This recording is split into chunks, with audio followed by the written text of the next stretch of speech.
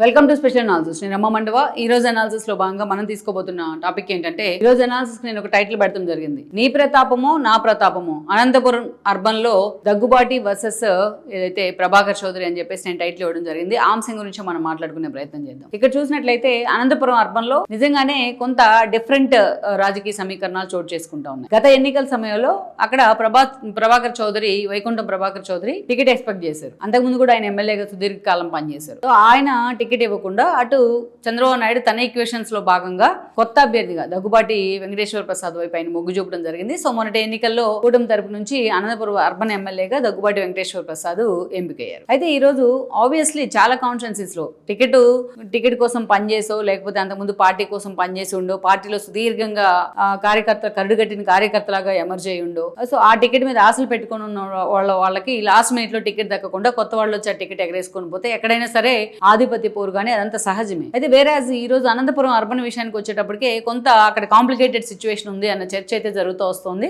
అందుకు కారణం ఏంటి అంటే, ఇటు ప్రభాకర్ చౌదరి అండ్ ఇటు సిట్టింగ్ ఎమ్మెల్యే దగ్గుబాటికి సంబంధించి ఆధిపత్య పోరు చాలా సీరియస్ గా తెర మీదకి రావడమే. కొన్ని ఇష్యూస్ కేంద్రంగా ప్రజెంట్ ఎమ్మెల్యేకి ఎక్స్ ఎమ్మెల్యేకి మధ్య ఆధిపత్య పోరు ఈ రోజు పార్టీ అధిష్టానాన్ని కూడా ఒక హెడేక్ గా మారింది అనుకోవాలి మనం. నిజానికి అక్కడ మనం చూస్తే కొన్ని సిల్లీ ఇష్యూసే ఈ రోజు అక్కడ వాళ్ళిద్దరి మధ్య ఆధిపత్య పోరుకి కారణం అవుతా ఉన్నాయి. ముఖ్యంగా మనం చూసినట్లయితే అక్కడ పల్లవి అనే ఆవిడకి అగ్రికల్చర్ మార్కెట్ కమిటీ ఇచ్చింది ఏదైతే ప్రభుత్వం వైపు నుంచి. లోకేష్ అంత సీరియస్ గా అక్కడ ఫోకస్ పెట్టారు. ఆవిడ స్టార్టింగ్ లో చూసినట్లయితే దగ్గుబాటి వెంకటేశ్వర ప్రసాద్ వర్గంలోనే ఉండేవాళ్ళు. సో ఆయన్నే సపోర్ట్ చేస్తూ ఉండేవాళ్ళు. కాకుంటే అక్కడ ఈ ఆవిడ చైర్పర్సన్ గా ఉన్నారు. ఈ రోజు కింద అభ్యర్థుల్ని కొంతమంది డైరెక్టర్ని నియమించుకునే క్రమంలో అక్కడ ఆమెకు వెంకటేశ్వర ప్రసాద్ కి మధ్య ఒక ఆధిపత్య పోరు స్టార్ట్ అయింది. ఈ క్రమంలోనే ఆవిడ పూర్తిగా ప్రభాకర్ చౌదరి వర్గంలోకి వెళ్లారు. ఆయనకే మొగ్గు చూపుతున్నారు, ఆయన వైపుకే ఉన్నారు అనేది ఒక చర్చ. సో ఈ క్రమంలోనే అక్కడ ఆవిడ చైర్పర్సన్ హోదాలో ఉన్నా సరే కింది స్థాయి అగ్రికల్చర్ మార్కెట్ కమిటీలో మిగతా పదవులు మొత్తాన్ని కూడా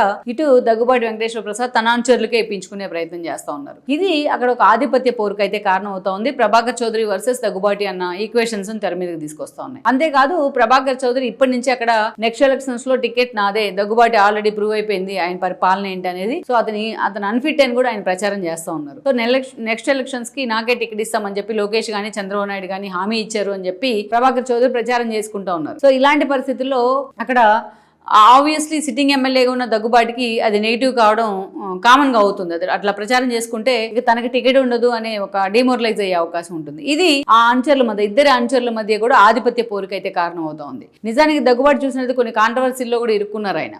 మనం చూసాం గతంలో జూనియర్ ఎన్టీఆర్ దేవరా సినిమా సమయంలో, వార్ 2 సమయంలో ఆయన కమెంట్ చేసినట్టుగా కొంత ఆడియో బయటకు వచ్చి చాలా సీరియస్ కూడా అయింది పార్టీ అధిష్టానం. చంద్రబాబు నాయుడు పిలిపించుకుని ఆయన క్లాస్ తీసుకుంటే బయటకు వచ్చి ఆయన సారీ కూడా చెప్పిన సందర్భం ఉంది. అలాగే మనం చూస్తే చాలా సార్లు అలాంటి కాంట్రవర్సీల్లో ఎవరో స్థానికంగా ఉన్న నేతలను దూషిస్తూ కూడా మన ఒక ఆడియో బయటకు వచ్చింది. అలా దగ్గుబాటి ఎప్పుడు కూడా ఏదో ఒక కాంట్రవర్సీతో వార్తల్లోనే ఉన్నారు. చూడడానికి చాలా సైలెంట్ గా ఉంటారు కానీ బట్ ఎప్పుడు కూడా ఏదో ఒకటి ఆయన వార్తల్లోనే ఉంటారు. అదే విధంగా చూసినట్లయితే ఇక్కడ ప్రభాకర్ చౌదరి కూడా అంతే అగ్రెసివ్ గా ఉండేవాళ్ళు గతంలో. అలాంటి ప్రభాకర్ చౌదరి పాపం తన సిట్టింగ్ స్థానాన్ని కోల్పోయినారు. అందుకనే ఈ రోజు అటు దగ్గుబాటి ఆ సీట్ ఎగరేసుకుపోయారు కాబట్టి ఆయనకి ఆధిపత్య పోరు ఉండటం సహజమే. సో ఓవరాల్ గా వాళ్ళిద్దరూ కూడా ఆ స్థాయిలో రోడ్డెక్కే ప్రయత్నం చేస్తా ఉన్నారు. ఈ రోజున అక్కడ పార్టీ పొరుగు అయితే మాత్రం రోడ్డును పడతా ఉంది. ఎవరికి సపోర్ట్ చేయాలి, పార్టీ అధిష్టానం మద్దతు ఎవరికి ఉంది, సిట్టింగ్ ఎమ్మెల్యే వైపు ఉంటే ఈయన కోపం, ఈయన వైపు ఉంటే సిట్టింగ్ ఎమ్మెల్యే కోపం అన్నట్టుగా కార్యకర్తలు మదన పడతా ఉన్నారు.